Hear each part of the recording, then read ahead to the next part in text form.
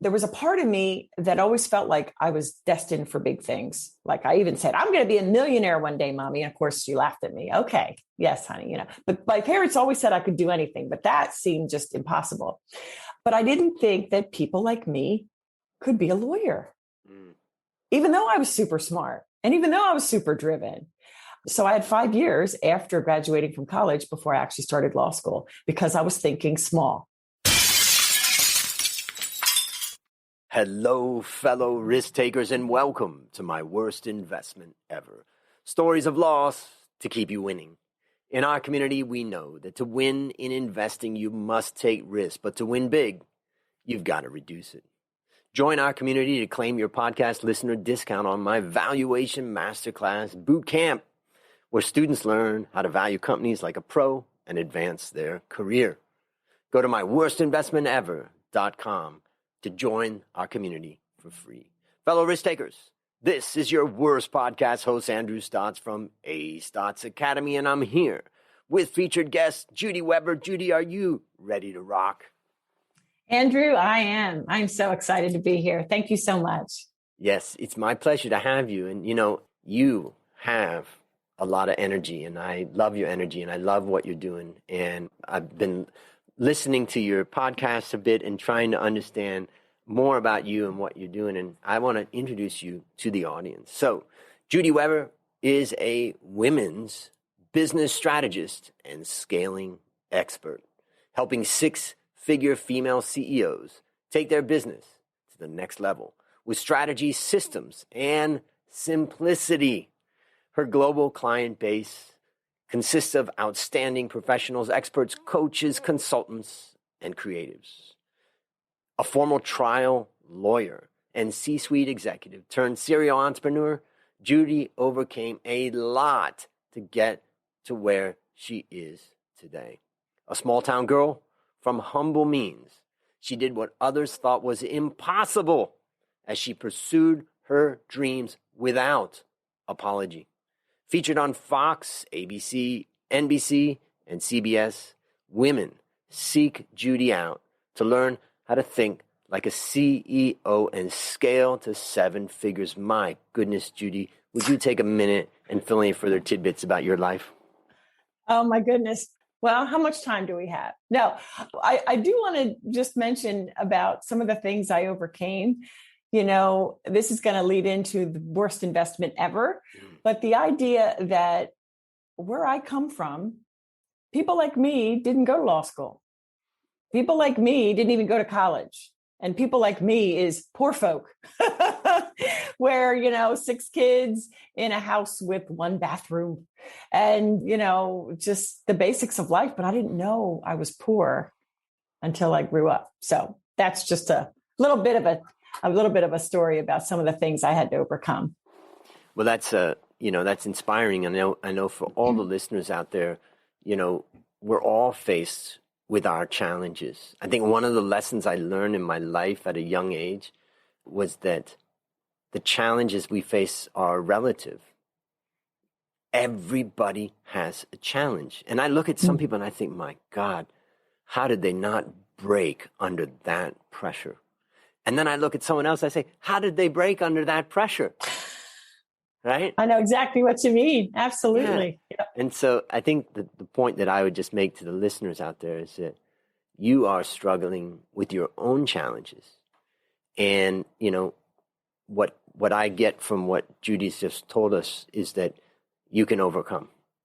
And I think one of the lessons that I learned, and I want to just tell a quick story, and that is when my sister passed away in 1998, it was very painful for myself and my family, and she had 3 daughters, and it's part of what spurred me to think about what could I do as an uncle to help them to start investing, and really I felt like I could help in that one area. But I came back to Thailand and I was very depressed, and I was kind of sitting in my sorrows, despite the fact that I had a good education. I had business in Thailand. Now the economy had collapsed. We were going through a crisis in 1997. But I was pretty down. And I decided to volunteer my time at a shelter called Child Protection Foundation here in Thailand. And the husband and wife basically would go out and they would rescue these kids that were in awful situations with their families, physical abuse, sexual abuse, all of this. They would collect the cases of these kids because the police were involved in many of these things. There was just awful situations. And they would show me, like, this kid's gone through this or that. But I remember I was playing with this one kid. He was probably about 8 or 9. And they had told me the horrific things that he went through. And that little boy was kind of in the corner, and he was throwing this ball to me, and we were throwing this ball back and forth in this very, very simple act. And he, I can't tell the story without tearing up because it's such a powerful message for me. But for me, to watch him just enjoy that moment of playing with me and just throwing that ball and laughing and smiling. And I thought to myself, this kid has every right to be crying every moment, and he's not. Look at the positive power that a young kid has. Look at the positive power that's in us, and encourage that. And that little kid, never saw him again. I could never pick him out, but that little kid touched my life. And so I just think about that. That is so beautiful. And that addresses wealth. Right? This podcast is about wealth, and wealth is so much more than money. Wealth is the support of another human being, great relationships. They add so much to your life because, let's face it, some people have money wealth, but they're in their own prison in so many ways. So yeah, I love that. The more we give, hey, the Bible says, right? Giving is better than receiving. And that's just so true. I love that story. Thank you so much for sharing that. Yeah. Well, now, speaking of stories, now it's time to share your worst investment ever. And since no one goes into their worst investment thinking it will be, tell us a bit about the circumstance leading up to it, then tell us your story. All right. Well, the worst investment was playing small. And I have to say, I just turned 55, and now I'm understanding my mom when she got older, I speak my mind because I don't know how much time I have. I've got to make the impact that I can right now. Right. So for me, the worst investment is playing small, which really comes down to a lack of faith. I don't really believe in myself. I don't really believe that God's going to provide or all those kind of things, right? So when we play small, Andrew, we underestimate our reach, we underestimate our impact, and really our value. So I want to take all the ladies listening, go back to your 5-year-old self. And I can almost guarantee that you had what I call little girl dreams. And it could be, I wanted to be a ballerina, or I wanted to be a famous singer or actress, or a teacher or a lawyer, or maybe even the president. A lot of us thought that, right? But over the years, those dreams that were once so vivid and crystal clear become faint. And the vision that was once so vivid becomes cloudy. And the what ifs take over. Right? What if I fail? What if I mess up? What if I'm not as smart as I think I am? What if I'm not as capable as some say that I am? Right? And what if so-and-so thinks less of me or judges me when I do this or that? Or even worse than the what ifs, then we say, oh, I shouldn't. And it's like the should and the shouldn't. It's like, where do we get that from? Or I can't, because I'm not worthy. When I graduated from college, I was the first one in my family to go to college. I was so blessed. And my graduation from high school present was the opportunity to go to college. And I always wanted to be two things when I was a little girl. I wanted to be a teacher and I wanted to be a lawyer. But I went to college to be a teacher, a music teacher, actually. Couldn't get a job when I came out, even though I graduated second in the class. But anywho, I wanted to be a teacher and a lawyer. And there was a part of me that always felt like I was destined for big things. Like I even said, I'm going to be a millionaire one day, mommy. And of course, she laughed at me. Okay. Yes, honey. But my parents always said I could do anything, but that seemed just impossible. But I didn't think that people like me could be a lawyer. Even though I was super smart and even though I was super driven, So I had 5 years after graduating from college before I actually started law school because I was thinking small. I can't do that. Why? Just because nobody else did it? Who cares? Right? So, but when we play small, and I'm thinking that as the ladies are listening, what I'd like you to do right now is think about that little girl dream. And has it come to life? And when you're alone with yourself at night, right? When we're laying there in bed trying to fall asleep, sometimes you might have that thought and think, wow, why didn't I go for it? Why didn't I try that? So what if I fall on my face, right? But when we play small, we don't write that book. We don't jump on that stage. We don't submit that article to Forbes or, Business Insider or whatever that publication is. We don't reach out even to local TV because we think, why would they choose me? I'm not pretty enough.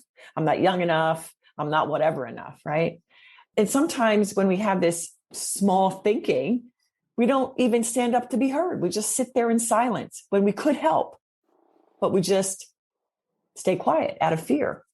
And I would be remiss if I didn't even mention all that's going on in the world today. Yeah.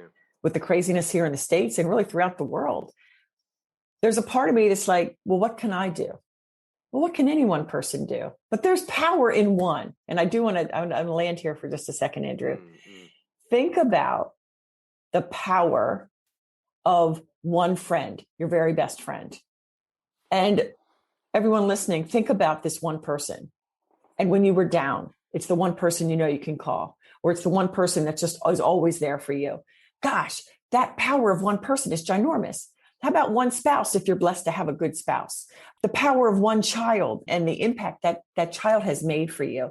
Those of you that are entrepreneurs, that one program, that one service that you do, think about the people that you impact.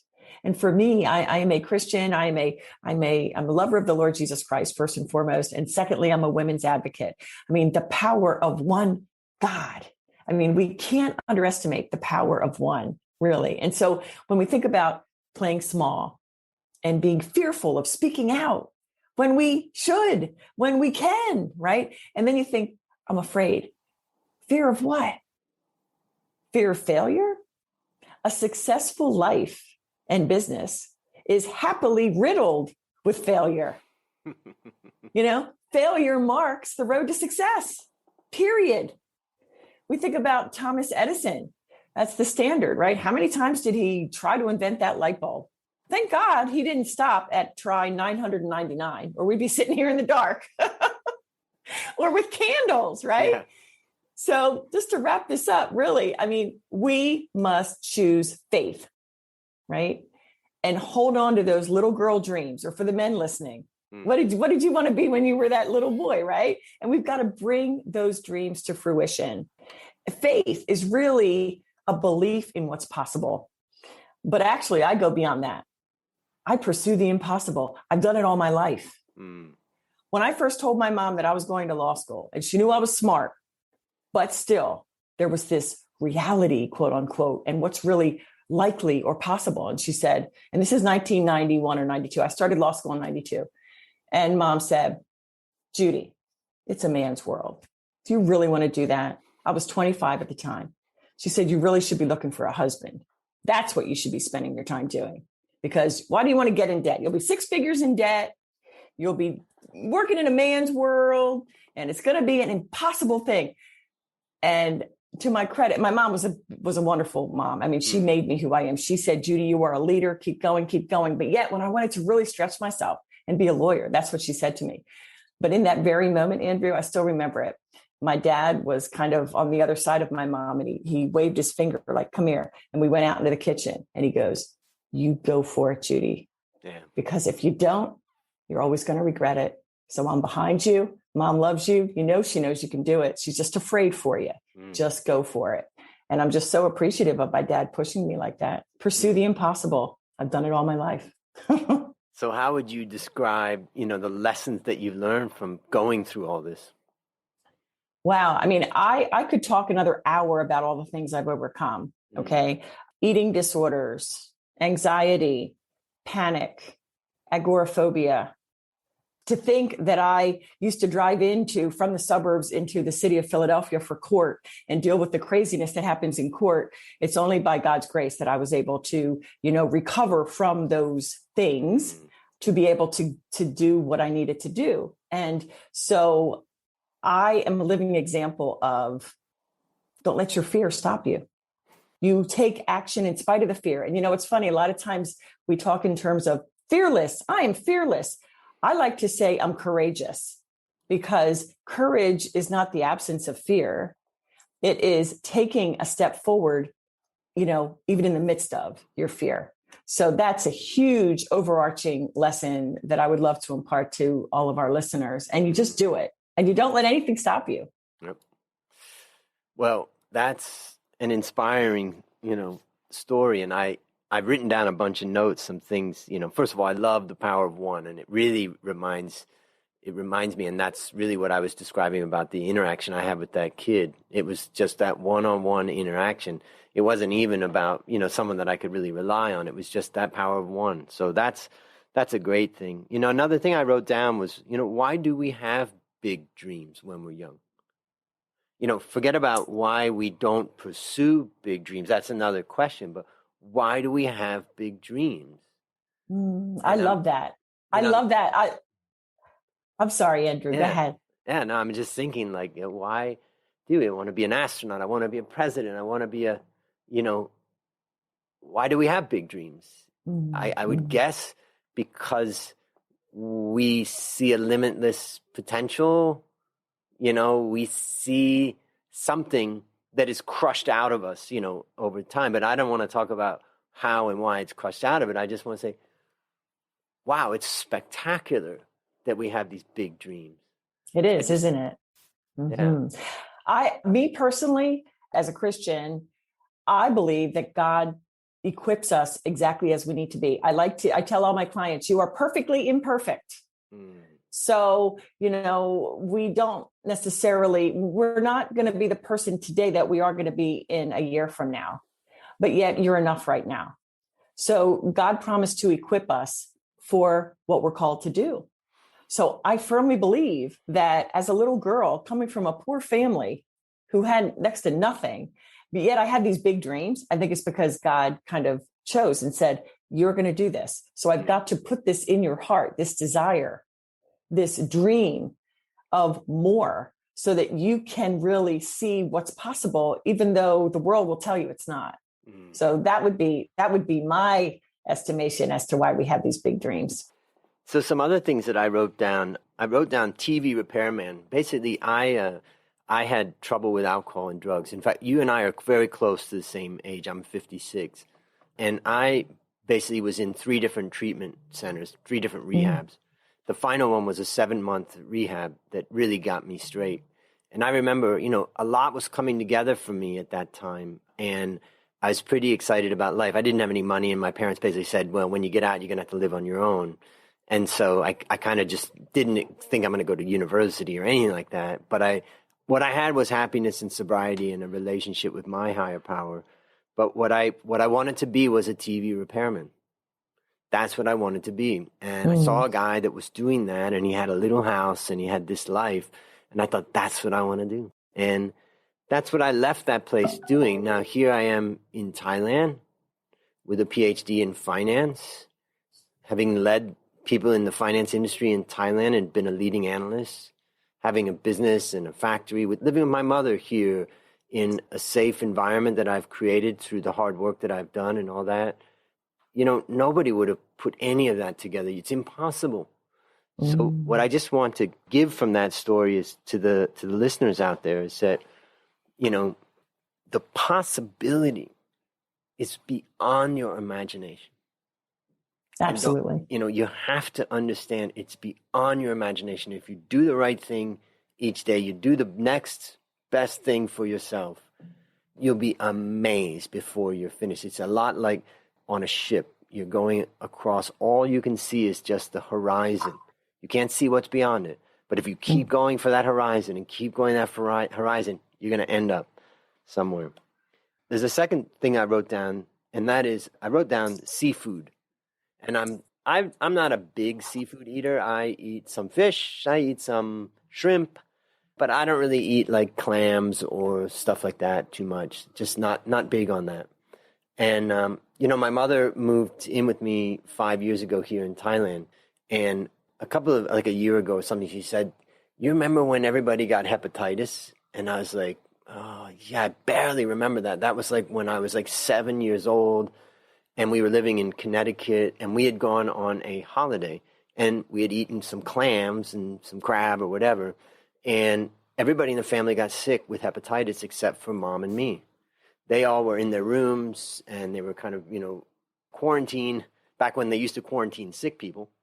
Mm-hmm. Yeah. And, yeah. That's I remember another those topic. days. Yeah. That's another topic, but we'll leave that one.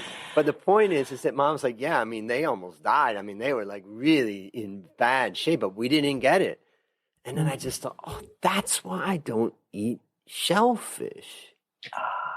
Oh, it all came together. Here I was, 56 years old, putting the pieces together, and it made me realize when I asked this question about why we dream big, and then you have to think, okay, why do we get diverted from our goals? Part of it is that these things that happened to us in our past can live on the rest of our lives. And sometimes we have to go back and deconstruct those things and obliterate them in the past to get the present and the future that we want. And, that I think those are the main things that I'm thinking about when I'm thinking about your story. Is there anything you would add to that? Well, one or two things to your seafood. That's so amazing that as you think back, that impacted you for the rest of your life, or at least until you've identified that. And so I know with me, my first husband, we had been high school sweethearts, and I was a domestic abuse survivor. I mean, I would never have thought that he would have been horrible to me physically, emotionally, and all that. And so I have not had the best relationships with men in my life, but God gave me 3 boys. Now they're 20, 22, and days shy of 25. And I just adore. They help me to see amazingness in men that, but for them, I might not have really seen. So it's just interesting because, I'm a feminist. And so for me, all I wanted all my life was one daughter to pass down, all of this wisdom from their mama, right? But God knew that, you want a daughter, but what you need is 3 boys, and I'm going to give them to you. And they are going to make wonderful husbands, for women in the years to come. So that's kind of a neat thought that your story led me to. And one more thing on the idea of dream really big and what is really possible. Ephesians 3:20 is my life verse, which talks about how God can do more, exponentially more, or what's the word? Immeasurably more than all we can ask or even imagine. And it's amazing because he does it through the power of Jesus in each of us. So it's so awesome that by his grace, he allows us to take action in it. I mean, he could just do whatever and say, okay, this shall be. But instead, he says, you know what? I want you to take part in this. Just like when Jesus turned the water into wine. Go fill up those urns with water. Like he allows us to be a part of that. But and you know what? One last thing, Andrew, no matter what your age, you might be listening and you're in your 20s. You might be listening and you're in your 70s. It's never too late to say, you know what? I'm going for it. It's not too late. If I have air in my lungs, I can do this. So I would encourage you to just go for it. And you'll never even, I think you'll be amazed at what you'll accomplish. That's a great lesson for the listeners out there. It doesn't matter what your age is. Go for it. I have a student in my Valuation Masterclass Bootcamp. She's 36. She didn't study finance, but she really likes it. She works in marketing, and she asked me, could I get a job in finance? And I said, absolutely. As long as you do the work that you've got to do. And she said, yeah, but some people say, that you can't. I said, who's some people? Forget that. Throw out some people. And I'm telling you, set your plan, set your goals, and you can get there. So based upon what you've learned from this story and your own experience, what one action would you recommend our listeners take to avoid suffering the same fate and living that life of goodness. Mm-hmm. You know what? That is so good. There's a couple of books I'm writing. One of them is called The Underlived Life, and it's based upon my mother's life. She was raped at 10, and she never really recovered from it. She always lived a victim. But it was amazing, despite all of that, that she poured so much into me to build me up to be this leader. So, what I would ask everybody to do is to really go to God. I believe in Jesus, whatever your higher power is, and ask that power to reveal to you, what is my purpose? What can I really do? And to open up your mind to the possibilities and just take no out of the equation. If it's something that you have always had a burning desire to do or to pursue, don't let anything stop you. And for the listeners out there who are really relating to what you're saying, I think you've got some ways that they can follow you, get in touch with you, and also an offer. Maybe you can talk about that. I'll have the links in all the show notes. Great. Thank you so much for the opportunity. Yes, I am everywhere. LinkedIn, Instagram, Facebook, at Judy Weber Co., JUDYWEBERCO. And for your listeners, anybody who is an entrepreneur, who has enjoyed some level of success. I start at 6 figures or just under 6 figures, and I take you to scale that towards 7 figures. So I invite all of your listeners to a very special strategy session where I'll get to know you, your business, what your goals are, and we'll map out together how to get you from where you are to where you want to go. So I would be honored, and I would love to hear from your listeners for that opportunity for a chat. Great. And we'll have that link for the breakthrough strategy session in the show notes. So ladies, don't miss this opportunity. Last question. What's your number one goal for the next 12 months? Well, the number one goal is to get my books written and published. I already said one was The Underlived Life. The other one is my methodology for scaling. It's called Joyful Scaling. And you mentioned it in the intro. I do this with strategy. I love to think and I love to strategize. And I know you do too. And I think strategy is something that's too often overlooked. Action is huge, but you've got to have a purpose behind the action. So writing those 2 books and getting them in print is my goal for the next 12 months. Well, that's exciting. I can't wait to get the links to those books to put in the episode notes, because both of them sound fantastic. And particularly listening to you tell about your mother's journey, it's got to be amazing. So, all right. Well, that's a lot, listeners, in that episode, I must say. And it's another story of loss and struggle to keep you winning. My number one goal for the next 12 months is to help you, my listener, reduce risk and increase return in your life. To achieve this, I've created our community at myworstinvestmentever.com. And when you join, you also get that special discount to my Valuation Masterclass Boot Camp. Well, as we conclude, Judy, I want to thank you again for coming on the show. And on behalf of A Stotts Academy, I hereby award you alumni status for turning your worst investment ever into your best teaching moment. Do you have any parting words for the audience? I'm just going to continue in my mantra all along, pursue the impossible. Beautiful. That's a wrap on another great story to help us create, grow, and protect our wealth. Fellow risk takers, this is your worst podcast host, Andrew Stotts, saying, I'll see you on the upside.